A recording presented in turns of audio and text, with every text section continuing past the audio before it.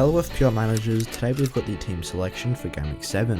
In today's video, we'll look over how we got on in Game Week 6, discuss some transfer plans, and then look ahead to how the team lines up for the upcoming game week. If you guys want to get the extra edge this FPL season, then click the top link in the description to get yourself 65% off Fantasy Football Fix Premium, and also get yourselves that free strategy guide. So just before we get into the video, don't forget to leave a like and subscribe to show support for the channel as we're trying to hit 7k subs by Game Week 10, and also click that notification bell so you guys don't miss any future uploads. And with that being said, let's get into the video. So here is how the team got on for Game Week 6. In goal, Sanchez got 2 points as he couldn't get a clean sheet against Crystal Palace. He was able to get himself 1 bonus point though, despite getting a yellow card, which is quite a surprise. Crystal Palace were perhaps unlucky not to get more goals in the game, as despite scoring a penalty they still had a couple of good one-on-one chances which they missed. Amongst the defenders, Trent was a bit disappointing as he only managed 1 point in Game Week 6, as Liverpool did concede 3 goals away to Brentford. Trent looked threatening once again but couldn't provide any attacking returns this week, but that's okay as he still has some decent upcoming fixtures despite facing Manchester City next week. Luke Shaw only got 0 points in Game Week 6 as he got subbed off early after 33 minutes and also had a yellow card to his name, which was quite disappointing as he did pick up an injury against Aston Villa. But the highlight of the defence was Connor Cody picking up 6 points away to Southampton, which was a nice surprise to see Wolves get the clean sheet there. In the same fixture, Livramento did come off the bench with Patrick Bamford as he got 2 points, as he could have potentially got himself an attacking return, taking a close range volley, and Southampton was slightly unlucky not to get a clean sheet as they did defend fairly well for the majority of the game.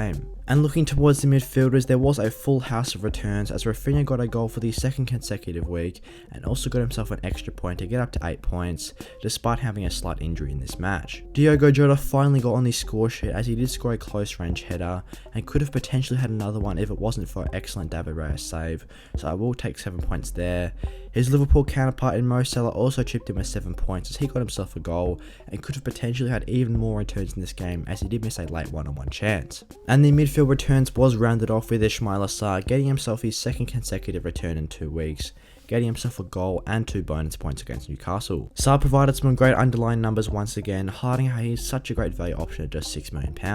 And looking towards the forwards now, Cristiano Ronaldo did blank on captaincy, which was quite disappointing, as we did see Salah and Antonio both produce returns as they were 2 of the other most popular captains. Ronaldo could have had the late penalty go his way, but Bruno Fernandes did take it off him before skying over the bar, so I definitely think Ronaldo will be on penalties in the upcoming matches. And Antonio got himself another goal back from his red card suspension, as he has made up 5 goals in 5 games so far this season. He looked fairly threatening overall and provided some great underlying numbers for this match, as he did have the most shots on target for this game week and the second most shots. And looking at the bench, Jedsteed got 0 points, Sissoko and Ben White both blanked with 2 points each, as Sissoko couldn't produce any attacking returns as he did have an assist ruled out, and Ben White couldn't quite get that clean sheet against Spurs, and of course Bamford had 0 points as he went off for Livramento as the auto sub. So this meant that for Game Week 6 we scored 54 total points, which has seen our overall rank take a 300k green arrow as we are now around the 960k mark. So before we take a look at the Game Week 7 lineup, let's discuss some transfer plans. As of so far, we have made 1 transfer to the squad with Luke Shaw departing and Rudiger coming into the team. Luke Shaw is obviously flagged for Game Week 7 and he's only produced 18 points so far this season, whereas Rudiger has got over 30 points so far and Chelsea have some great upcoming fixtures. This does mean out of our 2 free transfers so far this week we have only used 1, but we are looking to make more in the future as we have 0.1 in the bank. So with these transfers in mind, let's have a look at how the team takes the pitch. The goalkeeper remains unchanged once again with Sanchez in goals. This week he faces Arsenal at home, which is a tricky fixture, but Brighton have been defending fairly well, so there is potential for a clean sheet there. Looking at the defenders, Alexander-Arnold has a very difficult match against Manchester City at home, but I don't think even against City I will be confident to bench him as he offers such great attacking potential. Rudiger is the new signing into the team as he faces Southampton at home this week, who have struggled for goals and didn't look the best in an attacking sense against Wolves in Game Week 6. Also Rudiger, as I said before, has produced over 30 points so far, as he has chipped in with a goal and 4 clean sheets. Ben White gets another start after Arsenal have only conceded 1 goal in their last 3 matches and have looked fairly solid defensively, whilst Brighton have been sort of struggling for goals. Connor Cody rounds off the defence, as this week he has another good fixture of Newcastle at home, and Cody will be looking to make it 2 clean sheets in the last 2 matches. Wolves did defend fairly well against Southampton and didn't concede too many big chances, so I definitely think Cody is a very nice value option at just 4.5 million. Looking towards the midfield, Rafinha gets a 3rd start in a row, as he has produced 2 goals in his last 2 matches and has a great fixture this week of Watford at home. Rafinha has already recorded 28 FPL points this season, getting himself 3 goals, and has been in great form recently, so I definitely think at that £6.5 million price tag, he is very good value. He also has a number 9 ICT index rank for midfielders, which does show his good attacking threat, and it produced great underlying numbers in GW6 with an XG of 0.17 and XA of 0.52, as he attempted 3 shots, 2 of which were on target, and also had 3 attempted assists. He has taken the most shots in a lead side that have looked fairly decent on the attack recently, and I definitely think with Watford at home he will be looking to make it 3 returns in 3 matches. Mo Salah faces Manchester City at home this week, which is a tricky fixture,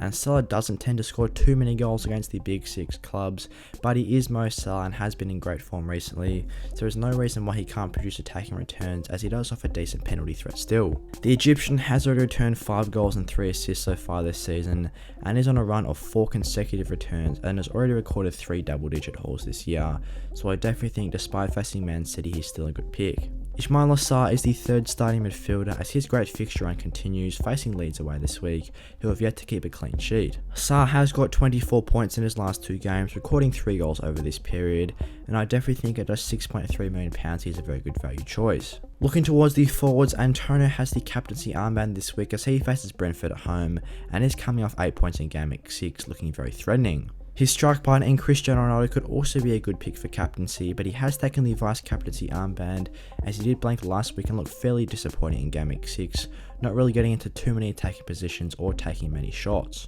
But Everton at home is still a good fixture, and that is why he stays in the team, despite many managers moving him out for the likes of Romelu Lukaku.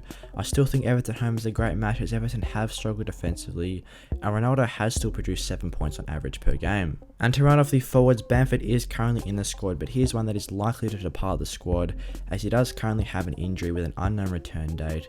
So we'll have to see further news on the injury length, but once it is confirmed, we'll be moving him out of the team to the likes of Raul Jimenez or even Alan St-Maximin or Ivan Toney. And as the bench, Jed Steer is there once again. Diogo Jota takes the first bench place, as he does face Manchester City at home this week, and Firmino could be coming back to start in the squad.